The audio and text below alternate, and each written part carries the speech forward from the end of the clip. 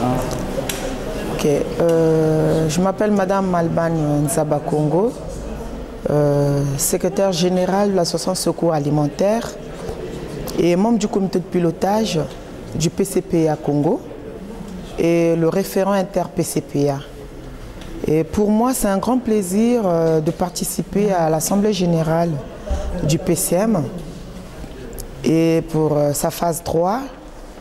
Et l'intérêt que nous nous accordons à cet échange d'expérience, et parce qu'à l'occasion de nos participations, nous nous rendons compte sur la diversité que chaque PCPA apporte au son sein du point de vue des objectifs. Nous n'avons pas les mêmes objectifs et bien sûr que tous les PCPA, ils ont des points communs et tout se base sur la concertation et cette concertation qu'on veut aboutir au bout du plaidoyer. Et voyez-vous que tous les PCPA, ils ont presque une même démarche.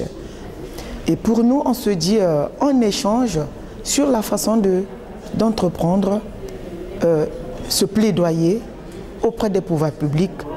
Parce qu'aujourd'hui, on se rend compte que ce soit la société civile du Nord, que ce soit la société civile du Sud, tous, nous avons presque les mêmes problèmes. Alors pour nous, c'est vraiment la bienvenue de renforcer cet échange. Et en plus, ce que je vais noter, par rapport à l'AG que je viens de suivre du PCM, et la même chose que j'avais suivi en Guinée-Conakry, voyez-vous que ça interpelle l'équipe technique et ça interpelle même l'équipe politique qui est le comité de pilotage avant l'élaboration de documents, de mettre la concertation au centre et faire participer toutes les parties prenantes. Alors, moi, de mon côté, chez nous, dans 3 mois, nous allons aussi réaliser un AG de notre phase 2. Et nous sommes aussi sur cette même dynamique de mettre en place des plateformes thématiques. Alors, ça me renforce, moi, en tant que chef de file de la plateforme eau et assainissement, de faire participer tous les membres de cette plateforme à l'élaboration des documents fondamentaux par rapport à ce que j'ai vécu hier. Et donc, ça, je ne manquerai pas d'interpeller les autres chefs de file des plateformes de chez moi. Alors, le conseil que je pourrais prodiguer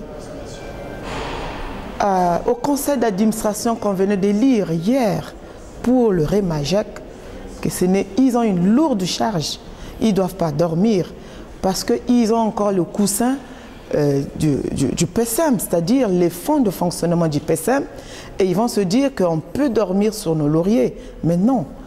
Et dès hier, aujourd'hui, dès qu'ils ont terminé leur première réunion, c'est de commencer à prendre les contacts avec les réseaux au niveau du Nord, les réseaux des associations au niveau des pays du Sud, pourquoi pas même l'Afrique noire, parce que là-bas aussi il y a une expertise du point de vue gestion des réseaux.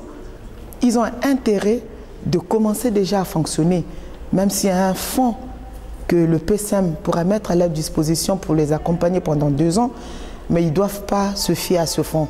Mais eux-mêmes, ils doivent déjà commencer à se faire des réserves pour que, à la fin, ils vont réussir à leur mission de faire la pérennisation des acquis du PCM. Parce que c'est ça la mission principale du REMAJEC. Alors s'ils vont se dire, ils vont attendre la fin du PCM en 2013, au même moment que le PCM va fermer ses portes, le REMAJEC aussi se verra se faire enterrer.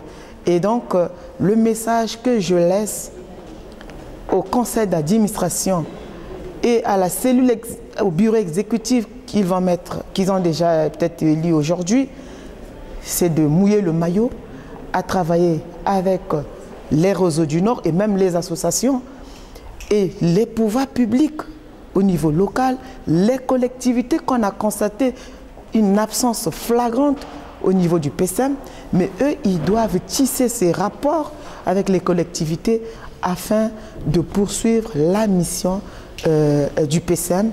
Et en plus de cela, je profite aussi de cet espace de dire que notre bailleur, qui est l'AFD, pendant ces 2 ans qu'il va travailler encore avec le Maroc, s'ils peuvent nous accorder un espace entre les 4 PCPA d'Afrique et qu'on connaisse ce cadre-là, cet espace-là, pour échanger notre expertise, afin que le jour qu'ils vont se retirer, que ce soit de l'Afrique blanche, que ce soit de l'Afrique noire, que nous continuions de travailler, parce que cet outil qu'ils ont mis à notre disposition, c'est un outil très important pour rendre la société civile très fort, pour faire que la société civile devienne une force de proposition, pour encourager nos pouvoirs à mettre en place les pouvoirs publics. Merci. J'allais partir avec.